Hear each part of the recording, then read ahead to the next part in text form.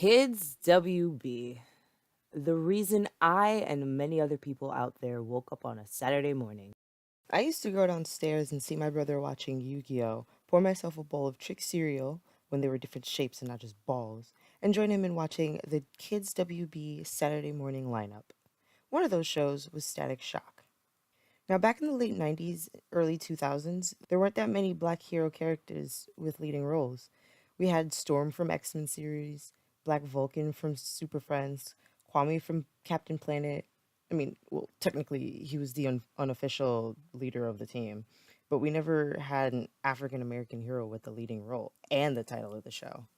Static Shock definitely paved the way for more African American characters to be the leading role, like Luke Cage, Black Lightning, and though strictly African, Black Panther. So Static Shock was about these two high school freshmen named Virgil Hawkins and his best friend Richie Foley from Dakota City, both being pretty intelligent kids and your typical geeks when it came to comics and video games. The local bully Francis threatens Virgil when a gang leader named Wade helps Virgil out in hopes of him joining the gang.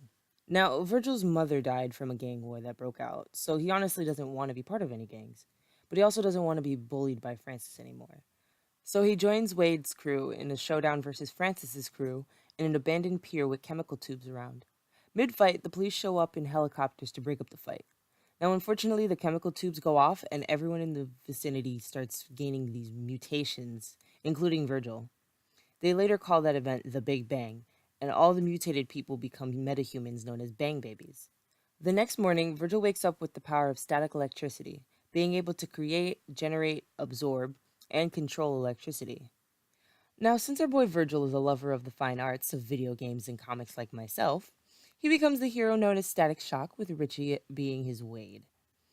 Just like any other superhero, Virgil has to keep his identity a secret, especially from his overprotective sister and father, though his sister does almost find out a couple times.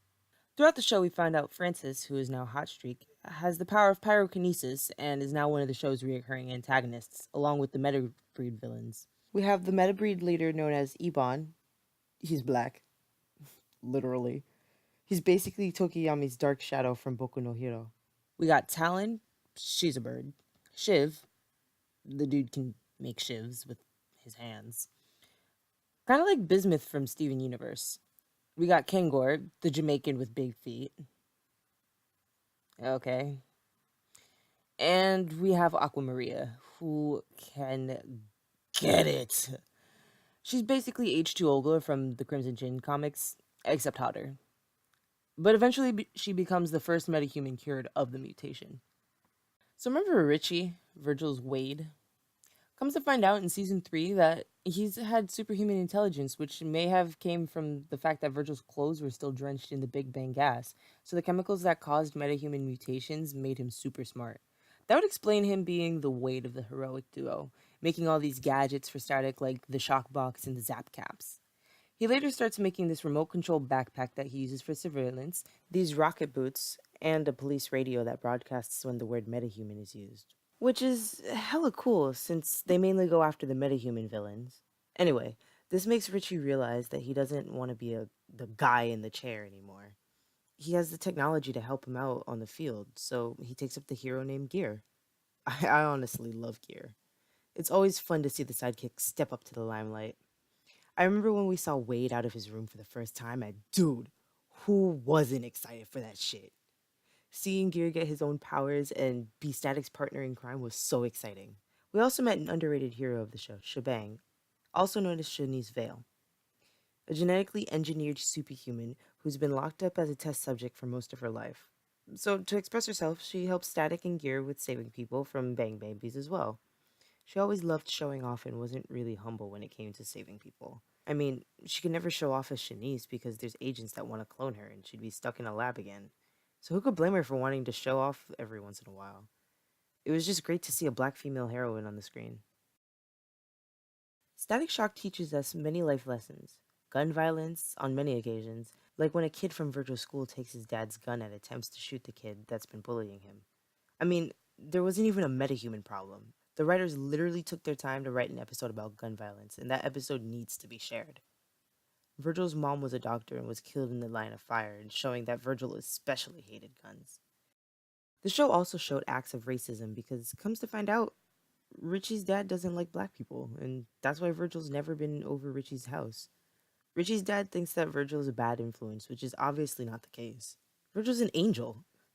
Later, Richie goes missing after running away from his father, and his dad has to team up with Virgil and his dad and realize that us black folk aren't that bad. My favorite lesson the show brings is African American appreciation. Virgil and his family go on a trip to Ghana where he meets the Ghanaian hero known as Anansi, the illusionist. Anansi becomes Virgil's hero because there aren't that many black heroes in America. But Virgil doesn't know that becoming a hero, he's making that change for the better. I loved Static Shock growing up. Back in Jamaica, when I would visit my family, the only two kid shows that would ever be on were Little Bill from like 2 p.m. to 3 p.m. and Static Shock from 3 p.m. to 4 p.m. So I never got enough of Virgil and Richie with their awesome adventures as the crime fighting duo. They really helped pave the way for more African American heroes to take on the small screen, and eventually the big screen as a leading role. Now, I can't forget to talk about that awesome theme song that was sung by Little Romeo in seasons 3 and 4. Every time it came on, I could not stop singing it. I mean, listen to this clip.